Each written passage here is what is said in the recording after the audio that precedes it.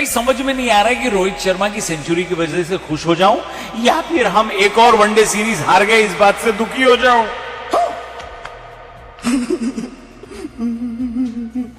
भाई रोहित शर्मा ने धागा खोल दिया, लॉर्ड्स में वनडे में सेंचुरी लगाने वाले पहले बल्लेबाज बन गए।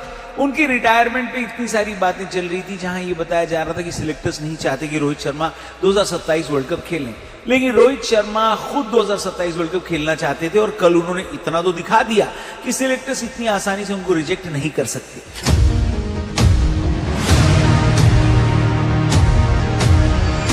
उनकी फिटनेस पर सवाल उठाए गए, उन्होंने वजन कम करके दिखा दिया। उनकी बैटिंग पर सवाल उठाए गए, उन्होंने रन बनाकर दिखा दिया। उनकी इंटेंट पर सवाल उठाए गए, उन्होंने कल 100 से ज्यादा की स्ट्राइक रेट पर सेंचुरी लगा दी। बेसिकली रोहित शर्मा ने तो 2027 में जाने के लिए अपनी दावेदारी सामने लाकर रख दी है। देखना अब ये होगा कि टीम मैनेजमेंट क्या अभी भी रोहित शर्मा के साथ बेरुखी करता है या उनको वो इज्जत देता है जिसके हकदार वो हैं।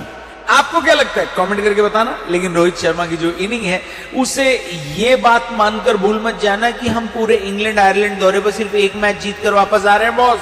गजब बेइज्जती। इंग्लैंड आयरलैंड सीरीज में जो हुआ अब वो इतिहास बनकर रह जाएगा हमारे लिए। ओवरऑल तो कोई बहुत अच्छी सीरीज थी नहीं, लेकिन एक बात समझ लेते हैं कि इस सीरीज की हाइलाइट्स क्या रही। ज्यादातर हाइलाइट जो आप सुनने वाले हैं इस वीडियो में वो आपको नेगेटिव ही लगेगी, क्योंकि इस दौरे में यानी इस टूर में इंडिया के लिए कुछ खास बहुत ज्यादा अच्छा हुआ नहीं है। इनफैक्ट आयरलैंड जाने से पहले हमारे जो क्रिकेट फैंस बहुत ज्यादा खुश थे, वो आयरलैंड से वापस आने के बाद ये कह रहे हैं। क्या कह रहे हैं? हम कुछ नहीं बता सकते हैं आपको, हम डिस्कशन में अभी हैं। एक एक करके शुरू करते हैं कि आयरलैंड इंग्लैंड सीरीज की हाइलाइट्स क्या रही और उनसे क्या सीखने की जरूरत है हमें।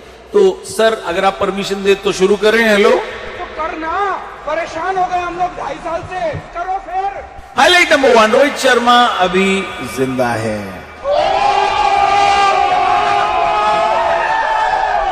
इस मैच से पहले इस तरह की बातें हो रही थी कि रोहित शर्मा को रिटायर कर दिया जाएगा, जो कि गलत बातें नहीं थी, क्योंकि मल्टीपल न्यूज रिपोर्ट्स में यह बात कंफर्म हुई थी कि बीसीसीआई ने रोहित शर्मा से बातचीत तो करी है और उनको ये क्लियर भी किया है कि वो आने वाले वक्त में टीम इंडिया की प्लानिंग का हिस्सा नहीं है।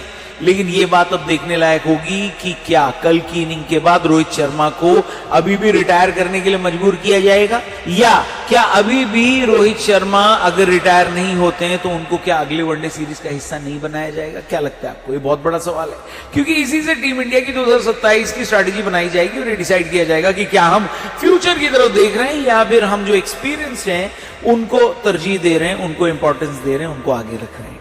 क्या लगता है आपको?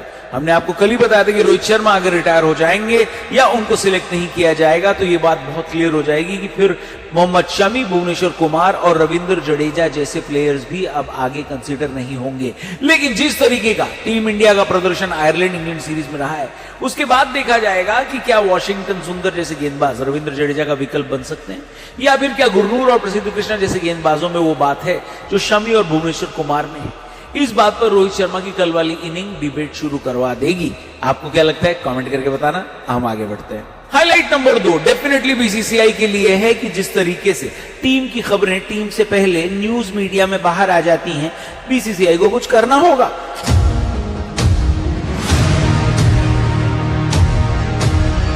अब देखो, पेपर लीक के लिए तो जंतर मंतर पे धरना प्रदर्शन हो जाएगा, लेकिन ये जो बीसीसीआई के अंदर की अंदरूनी मीटिंग से जो बातें लीक हो रही हैं, इसके लिए तो किसी का इस्तीफा नहीं मांगा जा सकता ना भाई साहब, क्योंकि पता नहीं ये खबरें बाहर कैसे आ रही हैं। आयरलैंड दौरे से पहले सबको लग रहा था कि सूर्य कुमार यादव ही T20 टीम की कप्तानी करेंगे, क्योंकि उन्होंने T20 वर्ल्ड कप जीतने के बाद ये कहा था कि अब उनका नेक्स्ट टारगेट ओलंपिक है। हालांकि कुछ लोगों को लग रहा था कि सूर्य कुमार यादव की बैटिंग फॉर्म खराब है, इस वजह से हो सकता है उनको कप्तानी से हटा दिया जाए, लेकिन ये तो किसी ने नहीं सोचा था कि सूर्य कुमार यादव को सिर्फ कप्तानी से नहीं टीम से भी निकाल दिया जाएगा।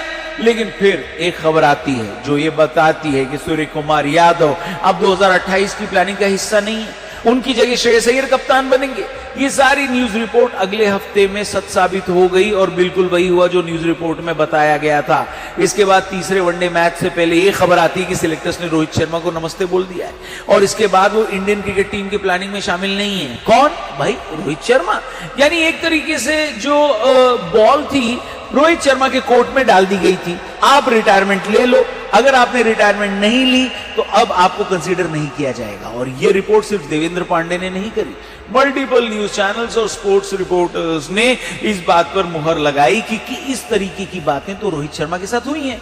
अब रोहित शर्मा रिटायर होंगे या नहीं होंगे ये बात नहीं पता, लेकिन आप लोगों ने नोटिस किया होगा कि अब टीम इंडिया की बातें मीडिया के थ्रू पब्लिक में पहले पता लग जा रही हैं और बीसीसीआई उनके बारे में बाद में बताता है। ये एक हेल्दी कल्चर तो नहीं है और बीसीसीआई वालों को भी इस बात का एहसास होगा कि उनकी क्रेडिबिलिटी इस बात से बहुत गिर रही है कि बाहर जर्नलिस्ट को मीटिंग रूम में क्या हो रहा है या ड्रेसिंग रूम में क्या हो रहा है इसकी खबर लग जा रही है पहले।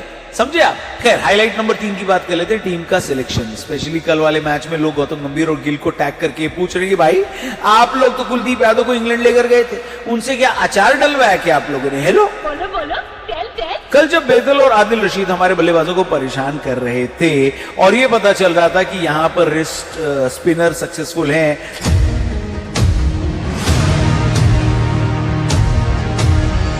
तब कुलदीप यादव को खिलाया नहीं गया।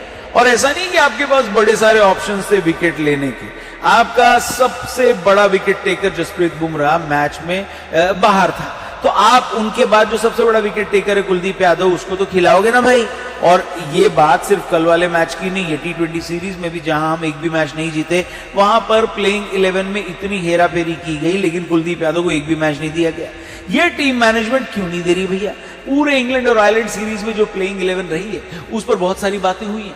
आयरलैंड में जहां आपको वैभव सूर्यवंशी को खिलाना चाहिए था वहां आप उनको खिलाए नहीं है, फिर आपने इंग्लैंड के खिलाफ उनको खेलने के लिए उतार दिया और संजू को सिर्फ 3 फ्लॉप इनिंग के बाद ड्रॉप कर दिया गया। फिर जब आपने कायदे से वैभव को खिलाया भी तो उसको बैक करना चाहिए था ना भाई, लेकिन आपने वैभव सूर्यवंशी को भी लास्ट मैच में ड्रॉप करके उनका पूरा कॉन्फिडेंस ड्रॉप करवा दिया होगा।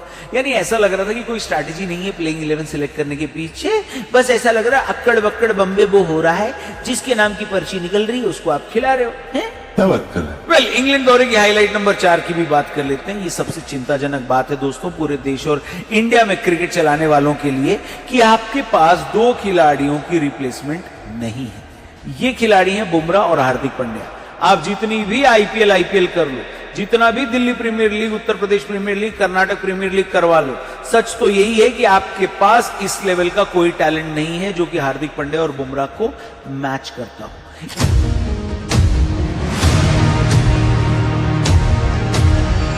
एक हार्दिक पांड्या के इंजर्ड होने की वजह से आपकी पूरी टीम कॉम्बिनेशन बदल जाती है और आप जो हार्दिक की जगह ऑलराउंडर लेकर जाते हो ना उसकी क्वालिटी के बारे में तो क्या ही कहना। इसी तरह अगर आप बुमराह को भी देखोगे ना तो जब तक वो थे हमने इंग्लैंड की बल्लेबाजी को चेक में रखा और कोई भी इंग्लैंड का बल्लेबाज जम के बैटिंग नहीं कर पा रहा था, लेकिन बुमराह एक मैच में